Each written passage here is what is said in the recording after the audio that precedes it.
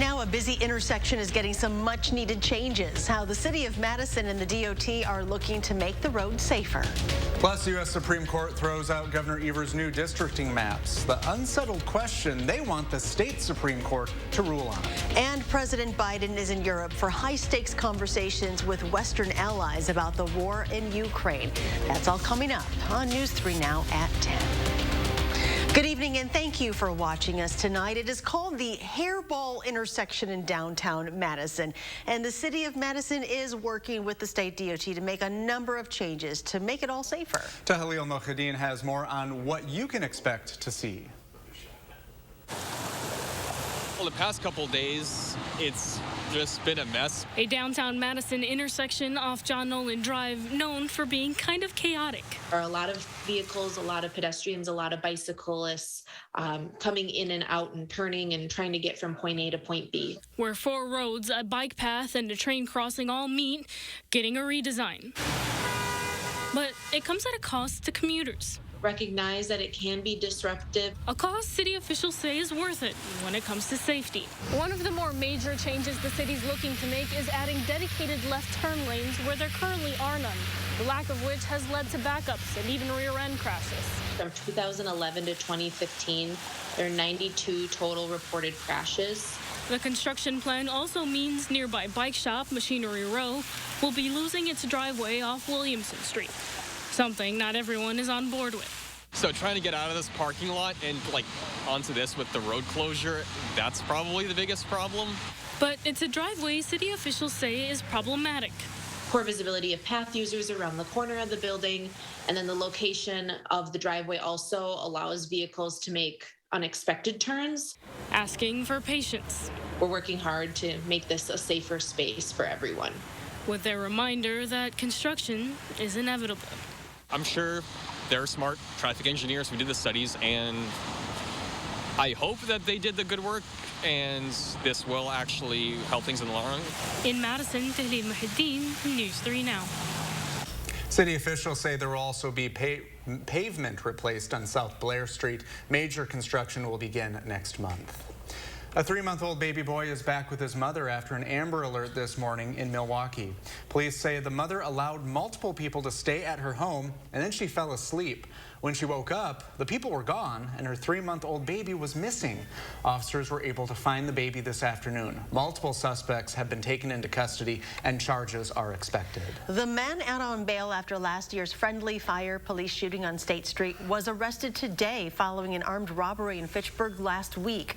Police say 19-year-old K'Twan Richardson was booked into the jail this afternoon on several charges, including felony bail jumping. The robbery happened last Friday. Officers say the victim told them a man later identified as Richardson took a gun and money. Well, let's check your certified most accurate forecast with Chief Meteorologist Gary Canalti. How's it looking out there, Gary? It's wet out here. It is raining, light rain at that, but it's been like this much of the day. Let's start off by taking a look at the time lapse from the Edgewater Skycam, and you can see it was not only rainy, but it was also foggy at times too. Visibility dropping to less than a mile, especially this evening. We had some thick fog, but right now the live view from the Edgewater Skycam shows the fog starting to thin out in Madison a little bit. Doppler track shows some light snow in the northern and western parts of the state. Here in southern Wisconsin, mainly light rain showers through much of our viewing area. Out to the west, maybe a little bit of snow mixing in, but with temperatures above freezing, nothing is sticking to the ground. Visibility still around 2 miles at the Dane County Regional Airport, only a quarter of a mile at Mitchell Field, Milwaukee, but to the west, visibilities are closer to 10 miles. High temperatures today, mainly in the 40s, although far southeastern Wisconsin, including Janesville, hit the 50-degree mark. Right now, Janesville still at 45, but everybody else is in the 30s. But with the fog, that will keep temperatures from falling much more. Look for some rain showers, maybe mixing with some snow overnight. Low temperature dropping to about 34. Tomorrow, cloudy, cold, rain and snow shower chances through the day. High temperature around 40, so less rain than we're seeing today. We'll look for another round of rain showers sometime next week. I'll have more on that in the forecast in a few minutes. Thank you, Gary. After months of debate and protests over Wisconsin's legislative maps, it's back to the drawing board. Today, the U.S. Supreme Court threw out the state's new redistricting maps that Governor Evers helped draw up. The nation's high court wants the state Supreme Court to rule on one unsettled question: whether Wisconsin can create certain race-based districts. The governor's map creates an additional majority black district in Milwaukee. The state Supreme Court signed off on that map. But to create the district based on race, Evers has to pass a high legal bar called strict scrutiny. The Supreme Court says he doesn't. The United States Supreme Court got it right. This is really an application of a longstanding principle that the court has followed for over 40 years, and that is that government decision-making based upon race is highly disfavored. So we'll see what process the state Supreme Court decides to go with and whether the federal courts get further involved. But it's now created massive uncertainty going forward. With the process going forward unclear, the U.S. Supreme Court wants the Wisconsin Supreme Court to determine whether Evers meets that high bar. The Wisconsin court can do that in a number of ways: issue a new ruling or even hear more arguments from the parties. Governor Evers says he's prepared to present those arguments in court, saying if we have to go back to the state Supreme Court, then that's exactly what he'll do. A decision has to be made soon, though. Candidates have to start circulating nomination papers for the fall election next month. President Biden is in Brussels for high-stakes discussions with other NATO leaders as Russia pushes its war on Ukraine into a second month. European Union nations signed off on more than $500 million in additional military aid for Ukraine. Skylar Henry reports from the White House. President Biden arrived in Brussels for an emergency summit with NATO leaders. The leaders are hoping to pressure Russian President Vladimir Putin to end the war in Ukraine. Ukrainian leader Volodymyr Zelensky will address the summit on Thursday. NATO announced it's doubling troop deployments on the eastern flank, sending 4 new battle groups to Bulgaria, Hungary, Romania, and Slovakia. In the port city of Mariupol, at least 100,000 civilians remain trapped without food or water. Another residential area of Kyiv was hit Wednesday as Russian ground troops have not been able to make major inroads to the capital. It was many bombs. The Biden administration formally accused Russian troops of committing war crimes in Ukraine. The U.S. government will continue to track reports coming out of Ukraine of war crimes, and we will share this information with our friends and allies. So far, Russians have fired more than 1,200 missiles, many hitting civilian sites, including hospitals, apartment buildings, schools, and shopping malls. In Odessa, volunteers are filling sandbags to build barricades in hopes of keeping Russian troops out of the city. We'll win. This Ukrainian sea captain came out to lend a hand. No matter how bad situation now in Mariupol, in Kharkiv, it doesn't matter, we will win. And near the Polish border in Lviv, gun sales that began surging just a few weeks before the invasion are said to remain robust. Skylar Henry, CBS News, Washington. Some of the military aid provided by the Biden administration's new $800 million package has arrived in Ukraine. On her final day on the witness chair, U.S. Supreme Court nominee Ketanji Brown Jackson says she'll bring all of her experiences to the bench if she is confirmed. Committee Republicans accused Judge Jackson of activism in past decisions and pressed her again on sentencings in her child pornography cases. Senate Democrats have praised Judge Jackson's performance in the hearings, calling her impressive. But Republican leaders have characterized her answers as evasive. She's declined to address critically important questions and ameliorate real concerns. You will become a member of the U.S. Supreme Court. After today's public hearing, the Senate panel will go into a closed session to discuss Judge Jackson's background check. Tomorrow is the final day of confirmation hearings, with testimony from a full slate of other witnesses, including representatives of the American Bar Association. Madeleine Albright, the first female U.S. Secretary of State, has died. Her family says she died after a battle with cancer. Albright was born in Prague and came to the U.S. in 1948 to escape communist Yugoslavia. Albright was a central figure in President Bill Clinton's administration. She served as U.S. ambassador to the United Nations before becoming the nation's top diplomat in his second term. President Obama awarded her the Medal of Freedom in 2012. Madeleine Albright was 84 years old. Meanwhile, President Biden has ordered flags at the White House and all federal buildings to be flown at half-staff in her honor. The Biden administration is working on evening the playing field for home ownership. Vice President Harris unveiled a 21-point action plan this afternoon. Appraisals are meant to be fair and objective estimates of the market value of a property. There's a lot that rides on that estimate, but far too often, for far too many people, they are not fair and objective. According to last year's census data, 74% of white households own their homes, as compared to just 44% for black households and 48% of Latino households. The Center for Black Excellence in Culture could break ground sooner than originally thought. Today, local leaders announced the recently passed federal government funding bill will bring $1 million to help fund this project. It was just one of several Wisconsin projects to receive federal support from the $1.5 trillion bill. Center shows much more importance than just our mere region, but we're quickly becoming, as I mentioned, a national model of what happens when the black community is given the space and the resources to bring true sustained change to the community. The funding will contribute to the center's $36 million capital campaign, which was first announced in December. Organizers hope they can break ground on the initiative next year. Ride the Drive, the annual event where cyclists take over the streets of Madison, will not happen this year. The city's Parks Department says staffing shortages are to blame. They're looking to fill about 100 jobs for the event. Last year, nearly 600 volunteers pitched in to make Ride the Drive a reality across 4 separate locations in the city.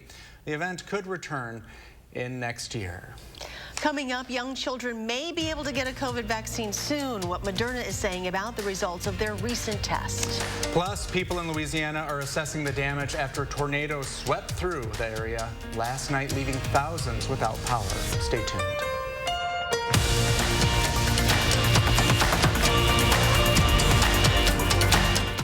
Everyone's invited to the joyous Broadway hit that New York Magazine calls smart and big-hearted. The Prom makes you believe in musical comedy again. So full of happiness that you think your heart is about to burst. Get your tickets to the Prom today at overture.org.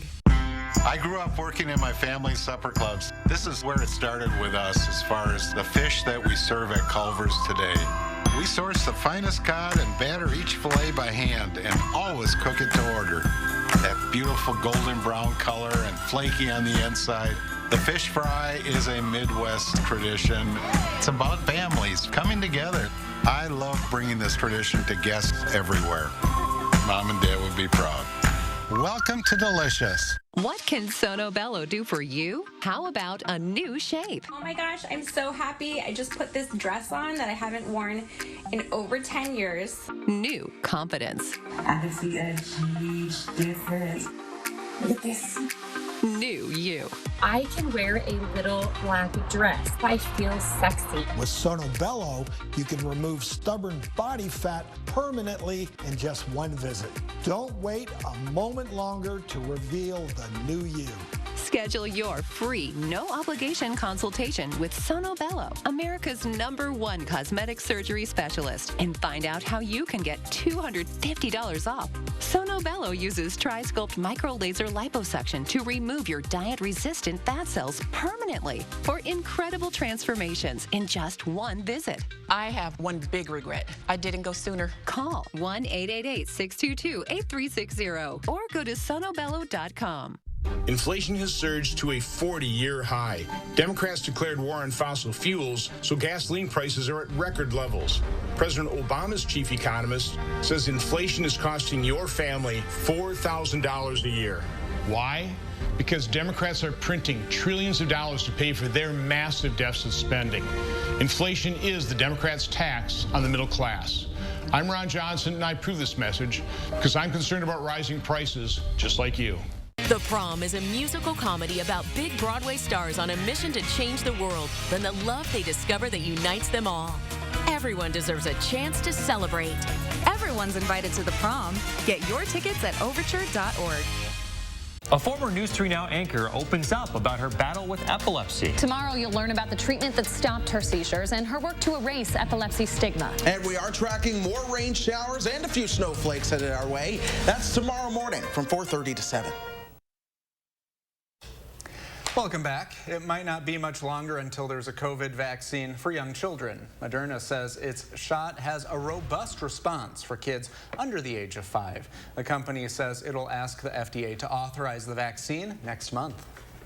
So this age group continued as of now to be the missing link because we can't offer the vaccine to them. With young children getting the vaccine, it will allow us to reach herd immunity, and it will prevent the virus from finding a medium in which it can spread and potentially mutate and produce variants, which is the danger. Pfizer's vaccine for children under the age of 5 is still in the works. Last month, the FDA postponed a meeting of its vaccine advisors to consider that shot because it wanted more data on third doses. The CDC says the U.S. appears to be getting the upper hand on COVID. Officials predict fewer than 13,000 people will die from the virus over the next 4 weeks. That is a 50% drop from the previous forecast and the lowest that total has been since last year. The CDC also says hospitalizations will decrease between now and mid-April. Students at UW-Madison are getting ready to get back into the classroom. This is the first week of school since the university lifted its indoor mask mandate. University officials say instructors cannot reward or penalize students for choosing to wear a mask or not. Masks are still required on university transportation and when visiting clinical spaces on campus. Threatening a healthcare worker in Wisconsin will now be considered a felony. Governor Evers signed the new bill into law today. People could face up to 6 years in prison for threatening a healthcare worker in their official capacity or even their families. Current state law also makes it a felony to commit battery against a nurse or EMS worker. Miami police are confirming Paul Manafort was removed from a plane before it took off for Dubai on Sunday night. Officials say Manafort was carrying a revoked passport. It's unclear why he was traveling to the United Arab Emirates. In 2018, Manafort was convicted of bank fraud and filing false tax returns. He later pleaded guilty to a wide-ranging conspiracy involving his undisclosed lobbying for Ukraine. A 22-year-old man is in custody in connection to last weekend's shooting at an Arkansas car show. One person was killed and 27 others were hurt in the shooting. Police believe it began as a gunfight between two people. The suspect was arrested this morning. He faces charges of first-degree battery and aggravated assault. Students at an Iowa high school are back in the classroom after a deadly shooting. People from the Des Moines community lined the entrance of East High School today as students made their way back into the building. A 15-year-old student and 2 teens were hurt in a drive-by shooting outside the school earlier this month. Police believe the shooting was a gang-related activity. The National Weather Service is in Louisiana tonight assessing the damage from last night's deadly tornado. It hit a community just outside of New Orleans. The NWS is rating it at least an EF3 with winds of at least 136 miles per hour. A second tornado hit north of New Orleans with peak winds estimated at 90 miles per hour. The amount of damage that we've seen, you would think, especially when you know that people were home when this happened, you would think that we would have had a lot more deaths and injuries. We can be very thankful that there was only one. The tornado touched down in some of the same areas worst hit by Hurricane Katrina back in 2005. And Gary, you kept an eye on that tornado that happened. Yeah, it was part of a big severe weather outbreak to our south. We were very fortunate. We were on the colder side with just a cold rain here, but the New Orleans area was hit pretty hard. It was actually, it looks like probably 2 tornadoes. One that went through the east side of the New Orleans metro area and then another north of Lake Pontchartrain, but it was the tornadoes on the east side of the city of New Orleans that caused the most damage, and you can see unfortunately 1 fatality because of the tornado there, but there was quite a bit of damage. They were fortunate that it was only 1 fatality, but this is part of a big severe weather outbreak that stretched from Texas and Oklahoma with a number of tornado reports and significant tornado damage over parts of Texas, and then eastward into parts of Mississippi and Alabama yesterday with some high wind reports as well as tornado reports. And then today, a lot of that activity moved farther to the north. You can see hail and wind reports over parts of Ohio into eastern portions of Indiana. But on our part of the storm, we were on the cold side. So we just had a cold rain here for much of the day, some snow up to the north. There were significant snow accumulations up in upper Michigan, but now things have really settled down. 3 things you need to know in our forecast. Well, unfortunately, we'll see some more rain showers or a mix of rain and snow late tonight into tomorrow morning, and then again Friday, mainly rain, and then maybe a mix toward the end of the day into Friday evening.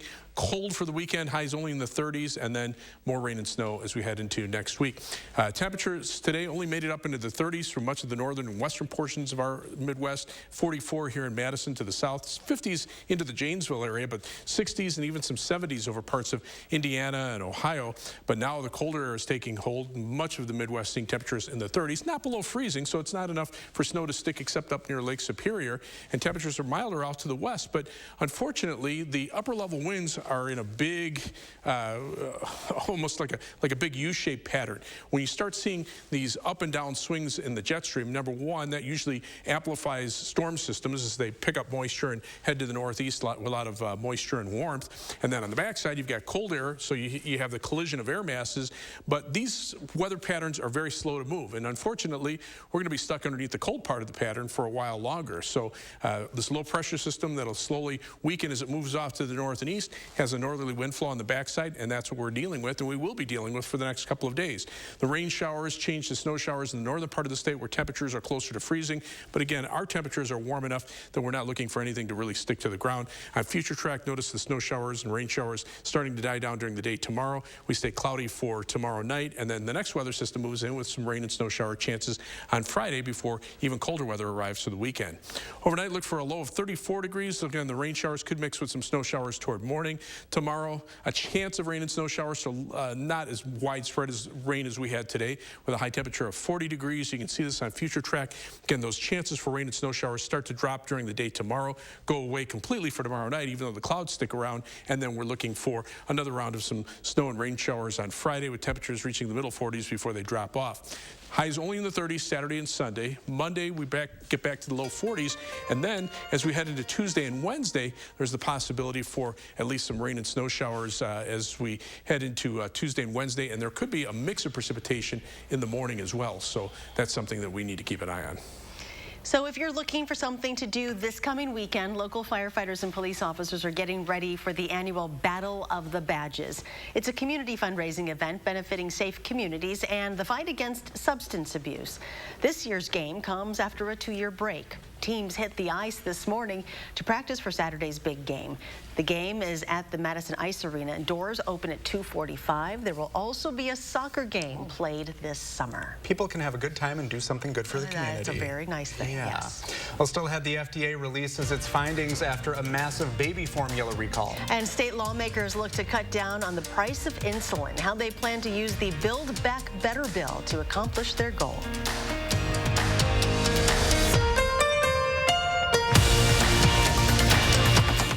News 3 Now First Warn Weather is brought to you by Lazy Boy Home Furnishings and Decor. Discover a shopping and design experience as comfortable as the furniture. Lazy Boy Home Furnishings and Decor. Schedule your free design consultation today. It's BOGO Thursdays at Hy-Vee. This Thursday, buy one tenderloin sandwich, get one free. That's right. Buy one Hickory House tenderloin sandwich, get one free. Thursday only. Scan the QR code or check out HyVeeDeals.com for more deals. Sometimes life can get pretty busy in an active household. So that's why Menards makes things just a little bit easier for you. Start a door design and choose a style that's right for you and everything else you look for in a quality door.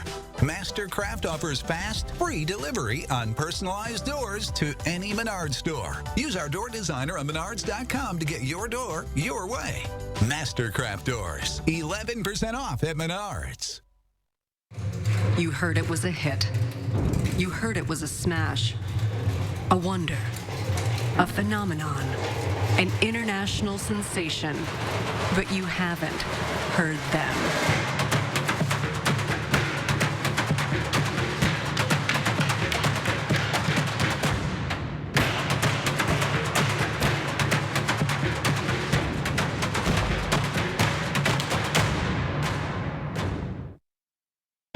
Everything seems to be more expensive these days. Everything costs more.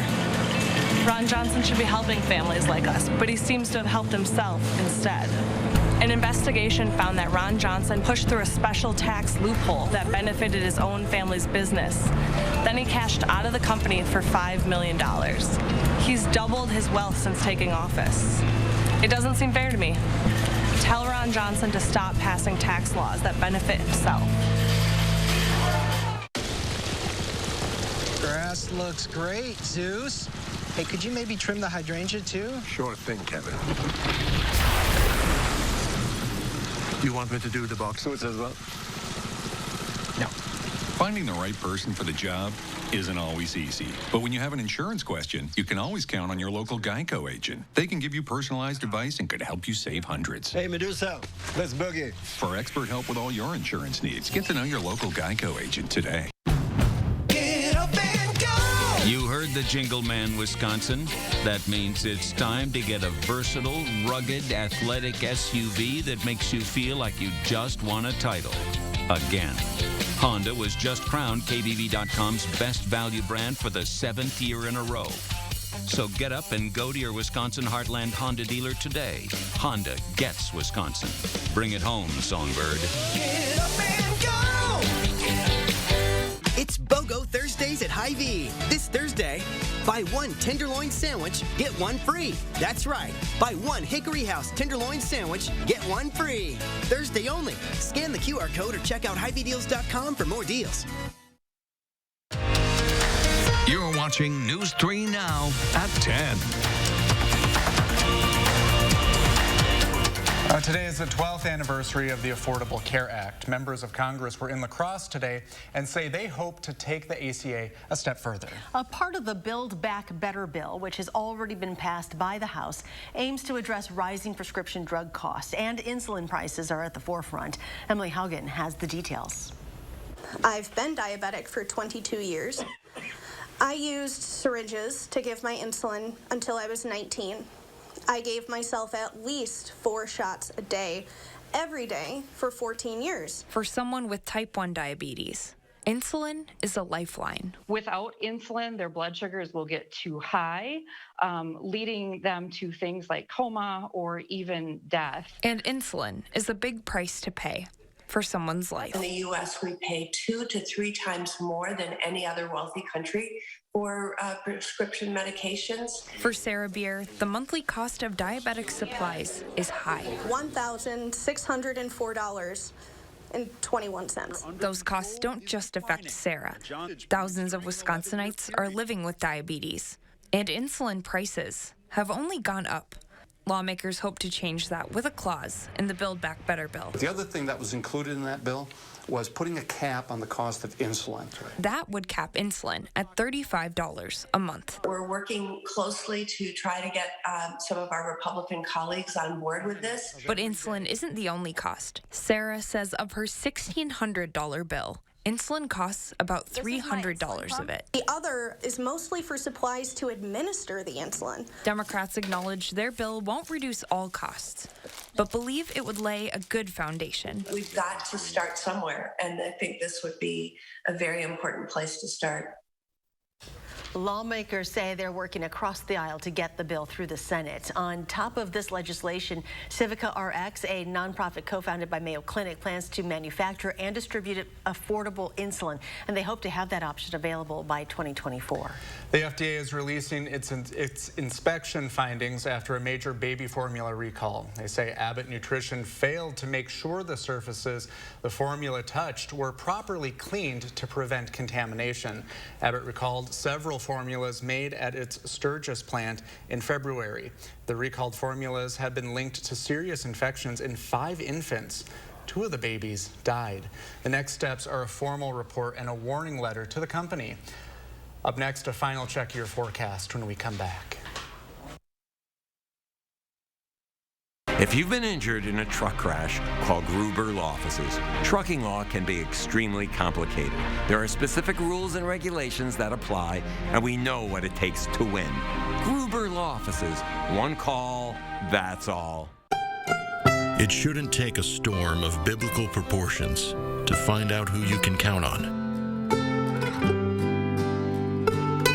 It shouldn't take a 4-foot diameter oak tree in your kitchen to find out who you can trust. It shouldn't take the worst to bring out our best. But sometimes it does. And that's the silver lining. You call me devious, but you don't understand that all I am is a little miss.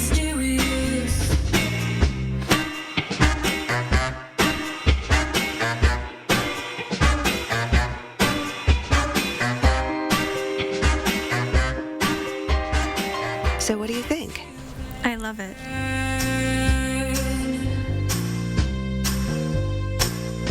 Dairy farms disappearing, prices up, COVID's still not gone. And what's Ron Johnson done? Voted against new jobs and told us to take mouthwash to cure COVID. I'm Sarah Godlewski. I grew up in Eau Claire where we're more interested in common sense than conspiracies. That's how I've run the state treasurer's office, and common sense is what, quite frankly, we could use in Washington.